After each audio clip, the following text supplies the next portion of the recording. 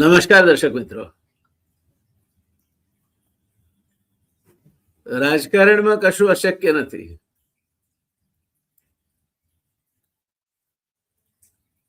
કાર્યકરો સંઘર્ષ કરે છે.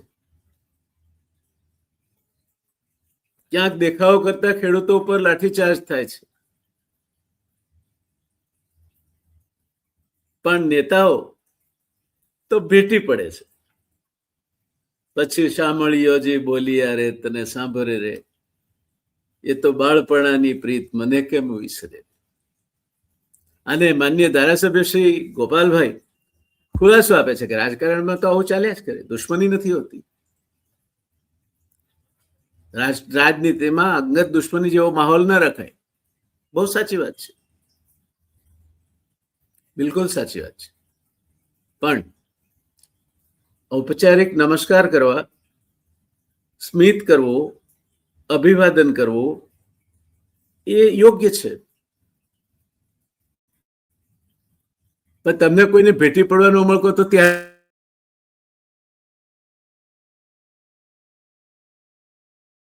પાર્ટીના સભ્ય સાહેબોને મારે પૂછવું છે કે તમે પ્રજા વચ્ચે ભાષણ કરો છો ત્યારે તેજાબી ભાષણો કરો છો, અને એકલા એકલા જઈને પછી ભેટી આવો છો નેતાઓને. આ કઈ જાતની તમારી રાજનીતિ છે?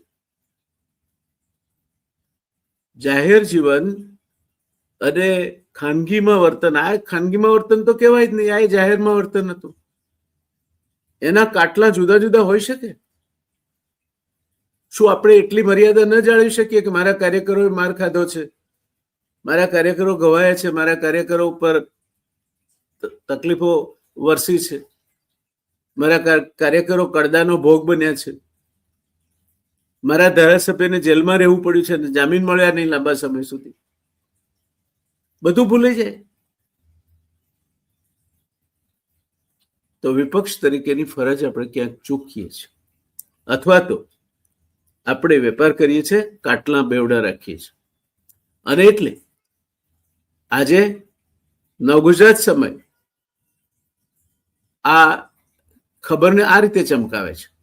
એ લખે છે કે આમ આદમી પાર્ટીના ધારાસભ્યો અને નેતાઓ ચૈતર વસાવા, ગોપાલ ઇટાલિયા અને ઈસુદાન ગઢવીથી લઈને અનેકની વખતો વખત વિવિધ કારણસર ધરપકડ થઈ છે. હકીકત છે, ત્રણેય અગ્રતા ઉદ્દામવાદી નેતાઓ છે, આક્રમક નેતાઓ છે, અને વિપક્ષમાં છે, હોવું જોઈએ.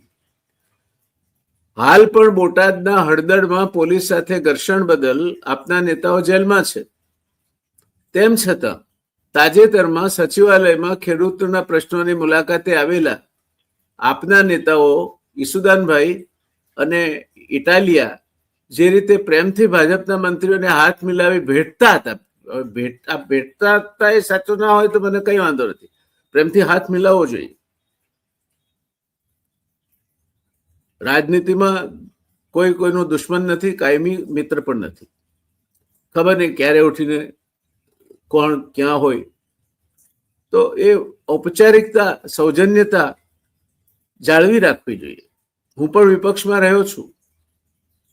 વિપક્ષના ડેલિગેશનમાં, સરકારે મોકલેલા ડેલિગેશનમાં સભ્ય તરીકે પણ ગયો છું.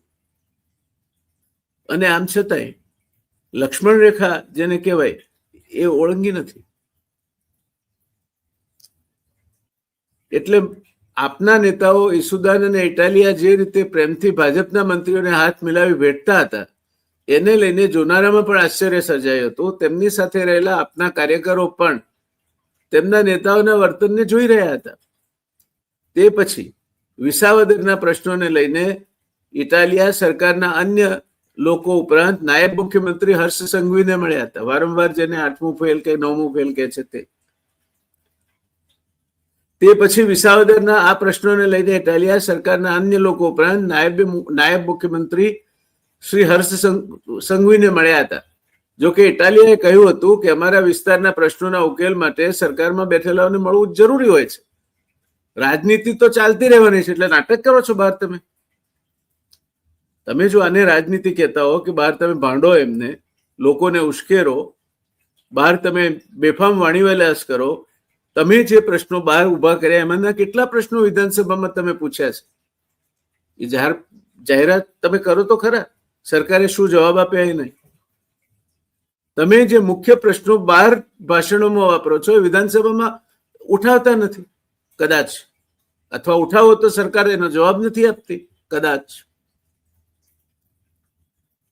એટલે રાજનીતિમાં અંગત દુશ્મની જેવો માહોલ ન રખાય તે સારી વાત છે, સંમત છું એમાં. કાલે ઉઠીને કોણ કયા પક્ષમાં હોય આજની રાજનીતિમાં કઈ ખબર નથી. તો ગોપાલભાઈ, ભેટવાનું મન તો એને જ થાય જેના માટે અંતરમાંથી ઉમળકો આવે. બાકી તો 9 ગજના નમસ્કાર જ ચાલે. અને જ્યારે તમારા કાર્યકરો હજુ જેલમાં હોય, જેમણે માર ખાધો છે એમને કદાચ હજુ દુખતું હશે. ચેતર વસાવાને જામીન મેળવતા મેળવતા આંખે પાણી આવી ગયા હોય, તેવી સમયે તમારા કાર્યકરોને અને જાહેર જનતાને તમે શું સંદેશો આપો છો તમારી પોતાની વિશ્વસનીયતા બાબતે? મારે કોઈ જવાબ જોઈતો નથી, because action speaks louder than the words. તમે જે વર્તન કરો છો એને પ્રજા હજારો લાખો આંખોથી જોઈ રહી છે. બિલાડી જ્યારે દૂધ પીવે છે ત્યારે આંખો મીચી દે છે, એમ માને છે કે મને કોઈ જોતું નથી, પણ જોનારા તો એને હજારો લાખો આંખોથી જોઈ રહ્યા હોય છે. આ રાજનેતાઓ ક્યારે સમજશે? ઔપચારિકતા અને ખાનગીમાં ઘરે જઈને ભેટી પડો એનો વાંધો નથી, તમારે એટલા બધા પ્રેમ સંબંધો હોય તો. પણ જાહેરમાં તમારા કાર્યકરો સામે જેમને તમે ઉશ્કેરો છો, જેમના સામે તમે સરકાર વિશે આક્રમક ભાષામાં રજૂઆતો કરો છો, એમની સામે આવું વર્તન કેમ? માનનીય ધારાસભ્ય શ્રી ગોપાલભાઈ, માનનીય ધારાસભ્ય શ્રી ચૈતરભાઈ અને આમ આદમી પાર્ટીના રાજ્યના વડા માનનીય શ્રી ઈસુદાનભાઈ, જાહેર જીવનમાં વર્તનના કેટલાક નિયમો હોય છે. આવું નાટક રામલીલા મેદાનમાં પણ ભજવાયું હતું.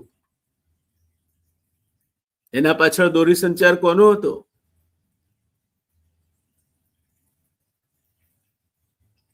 તમે ને હું બધા જાણીએ છીએ.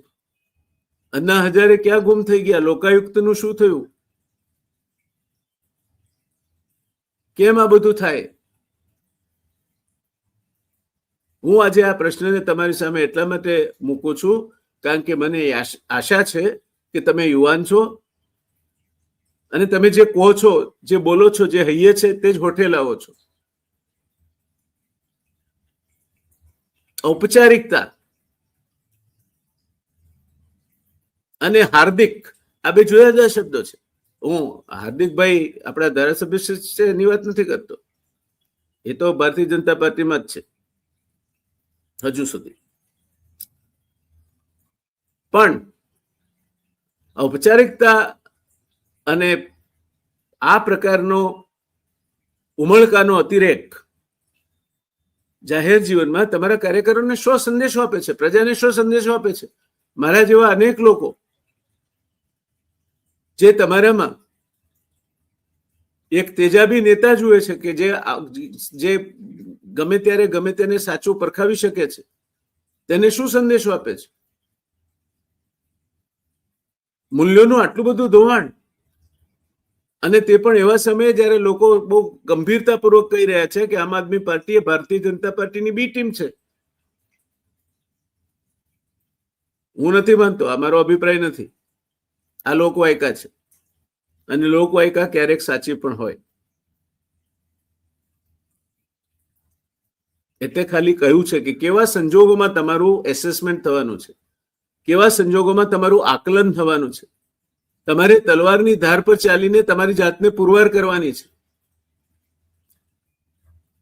એક જ વર્તન, એક જ ડગલું ખોટું પડે અને તમે હીરોમાંથી ઝીરો થઈ જાઓ છો, ત્યારે વાણી, વર્તન અને વ્યવહાર એમાં વિવેક જળવાય તે પણ એટલું જ જરૂરી છે. આપ વિપક્ષે છો, વિપક્ષના ડેલિગેશન તરીકે ગયા હતા, નમસ્કાર કરવા જ જોઈએ. માન્ય મંત્રીશ્રીને મળો ત્યારે એમને ગ્રીટ કરવા જ જોઈએ. એ સરકાર છે, એમની પાસે તમે રજૂઆત માટે ગયા હતા અને એમણે પણ સાથી ધારાસભ્યશ્રીને સામો સસ્મિત નમસ્કાર કરીને પ્રત્યુત્તર આપવો જોઈએ. બસ એટલે વાત અટકે તો સારું. ક્યાંક કશુંક ખટકે છે, કશુંક ખૂટે છે. આ મેસેજ ખોટો ગયો છે ગોપાલભાઈ. બાકી તો તમે બહુ સમજુ અને શાણા માણસો છો ને અત્યારે લોકપ્રિયતાની ચરમસીમા પર છો. પણ લોકપ્રિયતા માણસને એવરેસ્ટની ટોચે લઈ જાય છે અને કુલુ મનાલીની ખીણમાં ગબડાવી પણ પાડે છે. એ ભૂલશો નહીં. અમને અપેક્ષા છે તમારી પાસેથી, ચૈતરભાઈ પાસેથી, તમારી પાસેથી, સુદાનભાઈ પાસેથી અપેક્ષા છે. એક સબળ, સક્રિય અને સક્ષમ વિરોધ પક્ષ તરીકેનો રોલ જે જનતાએ તમને સોંપ્યો છે તે તમે અદા કરો તેવી. અને એ અદા કરવામાં ક્યાંય લાગણીના વધારે પડતા ઉમળકા ક્યાંક તમારી સચ્ચાઈ છતી ન કરી દે તેટલું તો જોવું પડશે ને. બસ આટલે છોડું છું. કારણ કે તમારે અનેક ચાહકો છે, મને ખ્યાલ છે. હું પણ એમાંનો જ એક છું. પણ સાચું હશે તે તો કહીશ. અને આ સાચું છે, હકીકત છે. હકીકત એ છે કે વાણી, વર્તન અને વ્યવહાર એક નથી રહ્યા. એક રે એવું ઈચ્છનીય છે. આવજો ત્યારે મળીશું, મળતા રહીશું. ધન્યવાદ. નમસ્કાર.